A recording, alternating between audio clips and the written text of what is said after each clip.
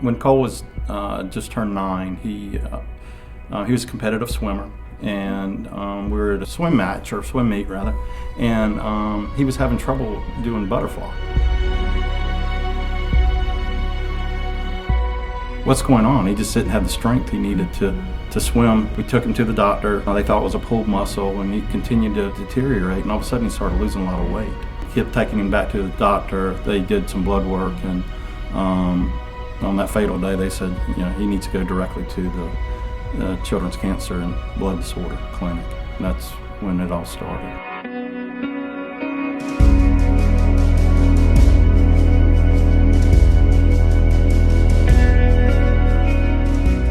Overall, it was just amazing the way that the community really rallied around our family as a whole. They not only were there for Cole specifically by giving him any sort of memorabilia, making him as comfortable as possible. He had so many visitors. But then there was also a whole other side where the community rallied around my parents and Laurel and I. So it was really neat to watch how, although he's going through such a difficult time, physically changing, it brought our family closer.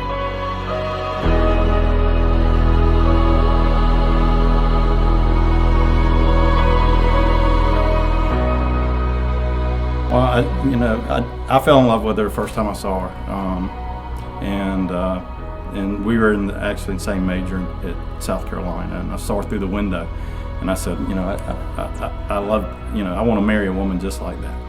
And I started sitting in one of her accounting classes with her. So we had the same class, but it was at different times. So I asked the teacher, could I go ahead and sit? I had a tough time at 8 o'clock. Could I get to the 11 o'clock one with Stacy? And from that, we just, we never looked back. When Cole got sick, she gravitated directly to the church.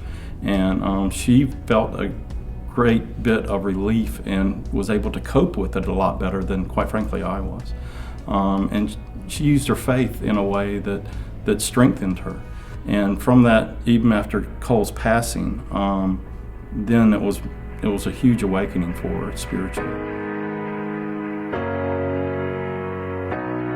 I had called my mom on Thursday night and called her upset because of the school that I was teaching in and having some difficult conversations with parents and some difficult judgment calls. And so that night she helped me through it and told me, I specifically remember, Kelsey, God put you in these children's lives for a reason. And I said, Mom, I've never told you this before, but as an adult, I'm now seeing so much of your childhood impacts the person you are today. And I want you to know that I am so grateful for the way that both you and Dad raised me and the person that you are, because it has really transformed my life. And little did I know, Saturday morning I got a phone call from my little sister that my mom was unresponsive but breathing, and we rushed her to the hospital. And at the hospital we found out that she had a neurological stroke.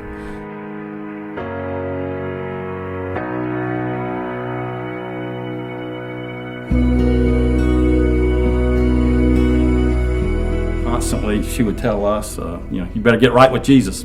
Better get right with Jesus. She would say that at least once a day, maybe a week, but she always said to us, and I think it made it easier for us during her passing, because she was so right with Jesus, and she knew her salvation, and she would constantly talk, particularly to Laurel and I after Kelsey went to Dallas, about our salvation, and she couldn't do it for us, and that was something that we were going to have to accept Jesus more closely in our life.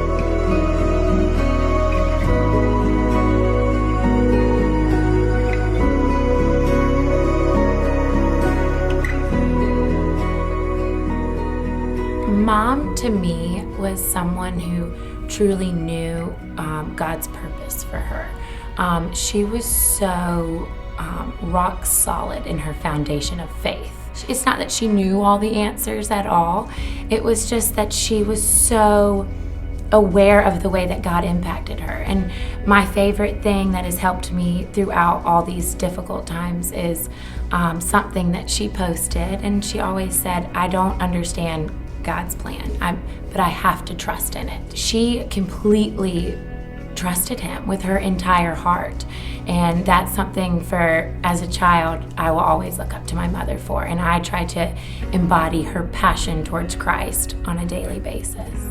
There is a grieving process. I think it's normal to be, you don't really feel angry at God, but you're angry. And God's in there with it. So you're not going to take it out on the ones you love, like your children, but there's a process that you have to go through. And right now, I'm still, I think we both are, in that little bit of anger area. We're getting out of it. But, in finding comfort and knowing that this is all part of God's plan. I don't understand.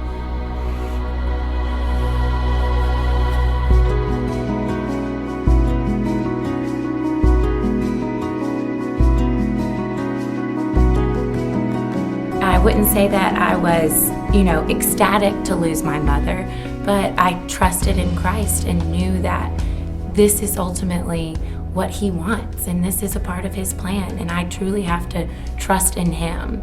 And that's hard because I don't want to lose my mother, but ultimately it's, I have to let go, and I have to trust in our relationship and know that he's doing, we all have a purpose here, and there's a bigger purpose, and I might not know the answers right now, or even ever, but I'll get that time one day. Over time, we truly believed that Cole was in a better place, and that Stacy and I, when we talked about it, that we're stuck on earth, that heaven's going to be wonderful, but we got to do our stint on earth before we can get there, and hopefully raise the girls in the right way. And that's always helped me too, and I think that's why we had the attitude that we did when Stacy passed, is she's finally in a better place, and far better than she's been in really her life, and specifically the last 3 days. So, and it just gave some kind of deep comfort to us. I think it's the best way to put it. And we'll be joining her one day. Yeah.